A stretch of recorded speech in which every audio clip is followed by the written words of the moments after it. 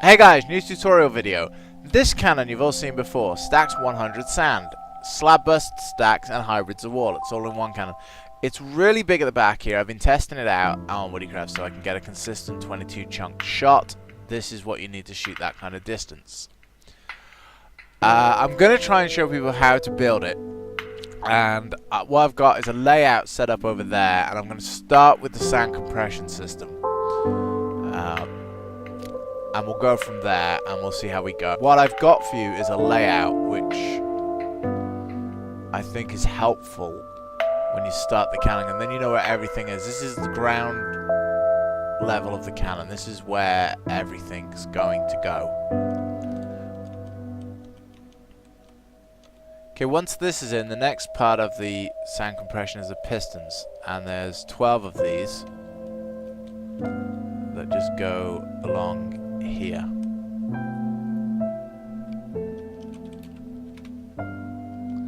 So we have our 12 pistons and the sand falls into these, and the idea is to fire it this way into the cannon. How we fire the sand into the cannon is using a booster which goes here, and then you go 2 up and you place this block, which is necessary or the water leaks. As you can see, we've now got the pistons in to push the sand, the ladder, which is good for loading the sand, loading the TNT. It also stops the water leaking out of the booster. We're going to water the booster now. The way we get power into this is via a redstone elevator. The power comes from the button, comes around this daisy chain, and then we take it up. So this is everything that you need in place. It's just a matter now of the cabling. So the pistons are in and the booster's in. So it's all we've got to do is power these. These are now powered. So now for powering these pistons. Now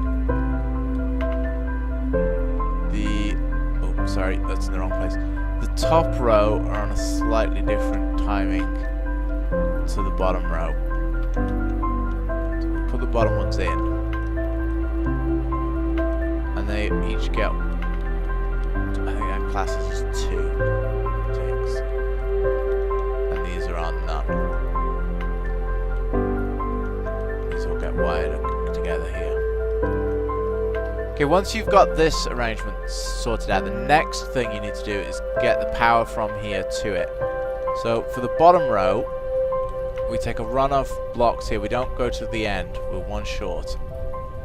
And same there, we're one short from the end. So where you meet, you've got that lip.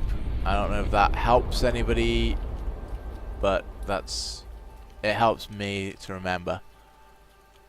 These all go on full delay.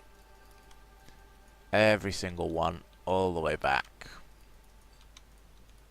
Insert MOG graphic or anything in case anyone's getting bored. I fell. The repeater will power out sideways, so this will send the signal through to this one, which is good. Right here we put a sticky piston because we need a short pulse. And then the next thing we do is we use glowstone to take the signal up to the top layer.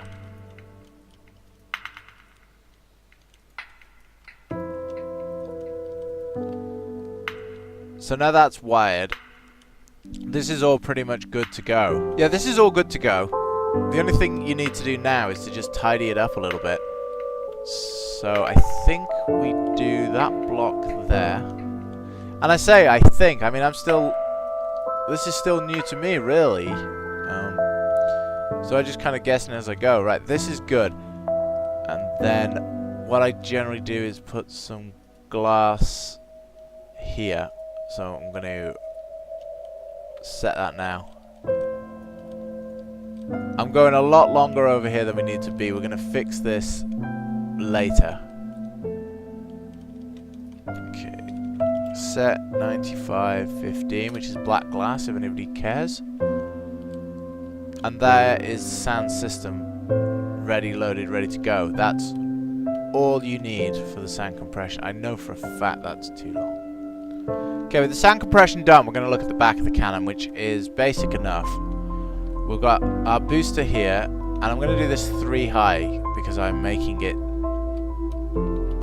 the cannon 6 long here. It's normally 5 long. So with it being a little bit longer, I tend to go for just that little bit more power at the back. So we have 3 at the back now. To get all 3 of these to power, you need to lift these repeaters up a block, which involves just having this extra here. To put the power to the sides, it's as normal. I think everybody knows how to do this, so I'm not going to spend much time on this. But a change that is different on this cannon is this time the repeater is going here, not here. So that when we go up a level, it also has the repeater there. That's better for going to a higher amount, so you can go a lot higher with your signal without it running out when it gets to the last torch. A couple of other changes. These ladders. Normally I would have a piston here to realign the TNT. You know, piston comes in, jiggles it against the block there. What I've changed to doing now is using a TNT realigner. So you have a dispenser in the floor here, and this is powered like this. So the redstone comes down, hits this block. This is on 3, goes through this block down, powers the redstone, and powers. For the second realigner, you have a second dispenser there. You have a ladder on that too. Then we put water in here, and that's a sealed area now. TNT can't get out of there. So when it blows up, it sends a shockwave in here to realign the TNT, and the shockwave goes obviously out here, but there's nothing for it to hit. There's no damage because it's water protected. To power this repeater, the signal goes through this block. Hang on, let me change that. So the signal goes through this block into this redstone to power this block. Now, importantly, we have a slab here to catch the forward-moving TNT.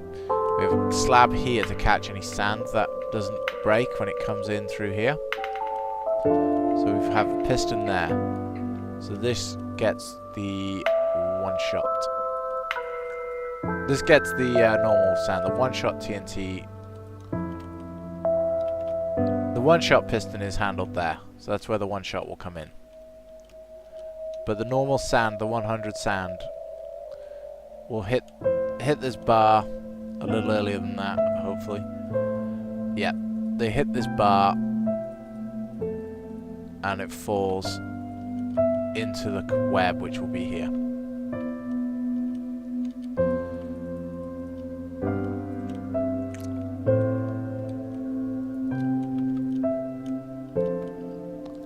Again, we waterprop this and just close it up. So that's an encased TNT realigner now. It's much better than a piston realigner, especially if the system lags, because it won't blow your cannon up.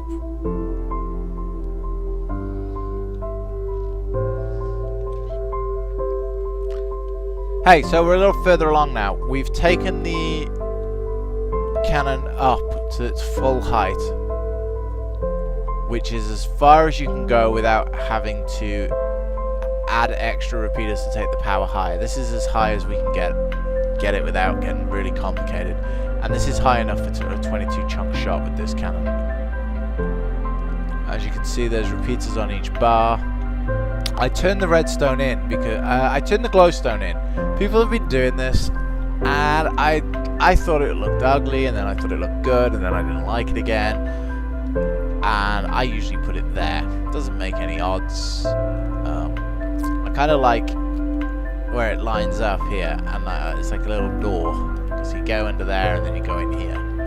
So I'm keeping it purely for that reason. The rest of the timings here are for the hammer, which is the next part. I've also begun to add the slab bus. This is part of the slab bus system. There'll be a booster here and a small slab bust hammer, which fires in and helps with the slab bust. This is standard timings for sand and for hammers. So this is, as you see, 3 by 9 on full. Then we have a pulse limiter here, which limits the pulse, which will eventually go into the hammer piston, which will be here.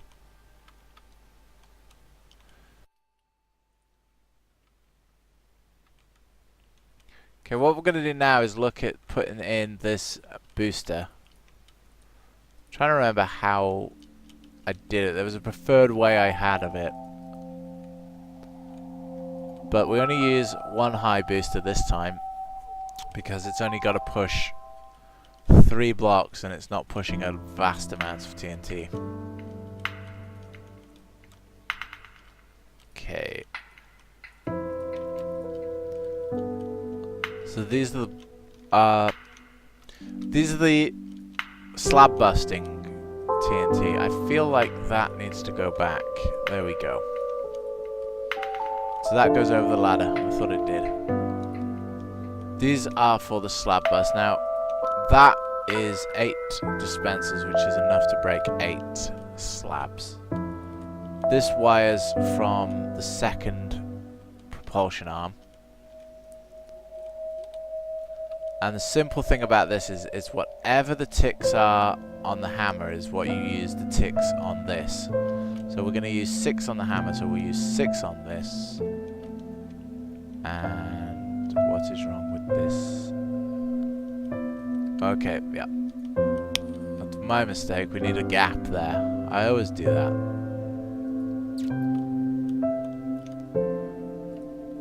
So we grab the comparators.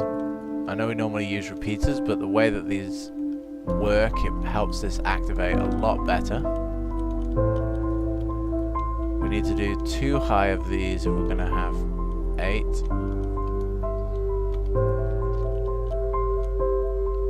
Eight's really enough, unless you want to split the wall open with it, in which case you probably want to use a lot more. But for our purposes, we'll use this. Should we turn this in? It's a little bit more compact, I guess. Okay. I like to generally leave 1 at the bottom, but you can leave a 2-space gap and it still seems to do the trick.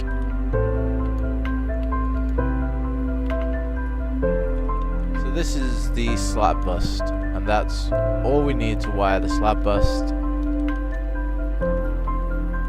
And the timings. The timings on that are very simple. It's just 2 delay ticks for this. And then it's the same 2 plus another 5 for this. So all in, that's 7. And you just make sure that the hammer has the same 7, counting from this one. So that's just always your 1st, 2nd, 3rd, 4th, 5th, 6th, 7th. And make sure the hammer has 7, and then it will work. This lever is to control the one-shot piston, which we're going to get into shortly. But the one-shot piston lives up here, and it's a normal piston, and it lives there. And the idea is you stack sand here, and then when this piston goes off, it pushes this sand and it lands on here, and there'll be a cobweb waiting for it here. So this gets powered on the same on the same 2 ticks. 1, 2. Okay, 3, 4, but it doesn't really matter because this is a pulse limiter. No, it isn't a pulse limiter. But it doesn't matter because as long as it pushes in, and it's more than enough time for it to get in, and you can just turn it off there. That's what that's for. Okay, well, our cannon's taking shape now, and the next stage is the hammer. I've started marking it out for you guys up the front here.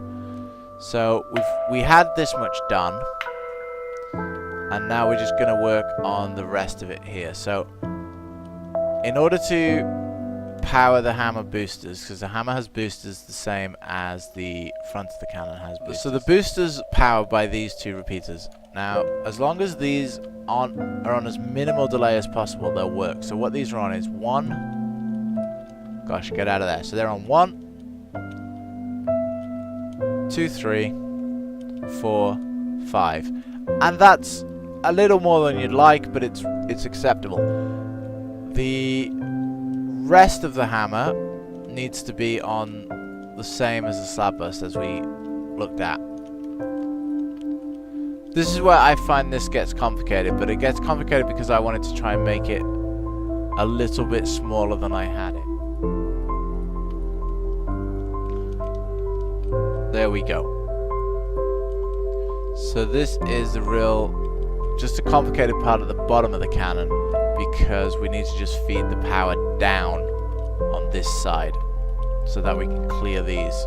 So these are only too high, sorry. But yeah, we clear these with this bar so that it powers this side of the cannon. But there is an important timing change, which is made here. This side of these dispensers here need to be on a longer delay. So these are going on, these are having 4 extra than every other dispenser in the hammer. So the rest of the hammer will just be on 1. So when we count through now, we've got 1, 2, 3, 4, 5, 6, 7, and that's all 7, which is what I was trying to explain. These are longer because these 10 dispensers that it powers, these 5 torches fire 10 dispensers, and they are what's used to hybrid the wall. If you're playing on a server where you need more than 10 hits to destroy TNT, you can add more or take some away, or whatever you need to do. In here, it's just rinse and repeat all the way up until you get the right height of dispensers. Hey, so we've got the hammer finished now. And as you can see, it's very simple, other than this change at the bottom to step the power down, and this change at the bottom which steps the power down and adjusts the timing on the hammer. We've got a ladder up here which is purely for access, for loading, and we've got one down here, you know, to save you wasting a pearl there. I've added this which adjusts the hammer. When you hammer down, you need to use the top piston. To reverse slab bust, you need to use the bottom piston. The timings for these pistons, this is on full, this is on 1, this is a pulse limiter.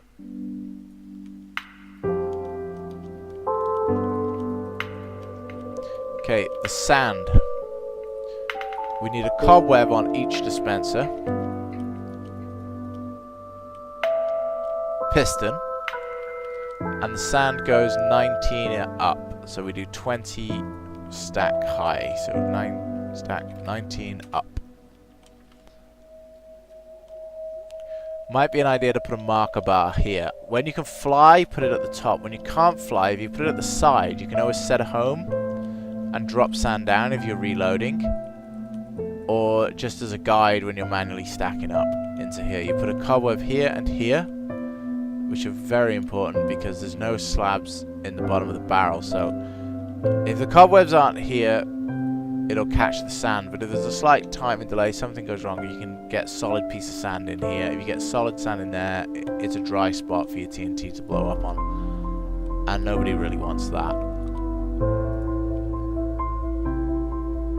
This is a complete working 22 chunk, 100 stacking, all in one cannon.